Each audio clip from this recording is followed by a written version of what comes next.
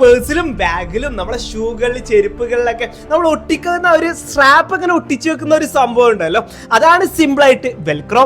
Actually ഇത് കണ്ടെത്തിയത് എങ്ങനെയെന്ന് വെച്ചാൽ നമ്മുടെ കുട്ടിക്കാലത്തൊക്കെ നിങ്ങൾക്ക് പലപ്പോഴും ഓർമ്മ ഉണ്ടാവും. നമ്മളെ ചെറുപ്പകാലത്തൊക്കെ നമ്മളിങ്ങനെ കളിക്കാൻ പോകുന്നവൾ അല്ലെങ്കിൽ കളിച്ചുകൊണ്ടിരിക്കുന്ന സമയത്തൊക്കെ അതിൽ കാടുകളിലൂടെയും മലകളിലൂടെയും കുന്നുകളിലൂടെ ഒക്കെ നടന്ന് അതിൽ ഒരുപാട് യാത്രകൾ ഒരുപാട് നടന്ന് പോയി കഴിഞ്ഞാൽ നമ്മളുടെ ഡ്രസ്സിലൊക്കെ ഒരു ചെറിയ ഒരുപാട് മുള്ളുകൾ അണിയിട്ടുള്ള ഒരു ചെറിയ വിത്ത് അല്ലെങ്കിൽ ഒരു ചെറിയ കുരുങ്ങനെ ഒട്ടിക്കിടക്കുന്നതായിട്ട് നമ്മൾ കണ്ടിട്ടുണ്ടാവും.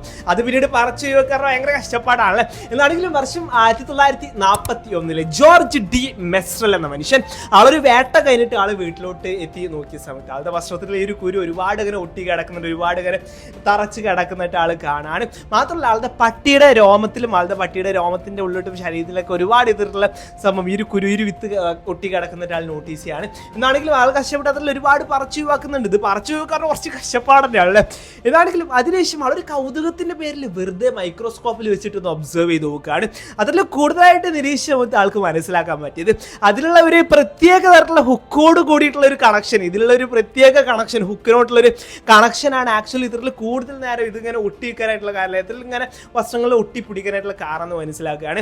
എന്നാണെങ്കിലും ഇത് വെച്ചിട്ട് ആൾ പല പരീക്ഷണങ്ങളും കാര്യങ്ങളൊക്കെ ചെയ്യുന്നുണ്ട്, പല സംഭവങ്ങളും നിർമ്മിക്കാനായിട്ട് ശ്രമിക്കുന്നുണ്ട്. അങ്ങനെയാണ് അറ്റ് ലാസ്റ്റ് ഫൈനലി ആൾ വെൽക്രോയിലോട്ട് എത്തുന്നത്. വെൽക്രോ അങ്ങനെയാണ് കണ്ടുപിടിക്കുന്നത്.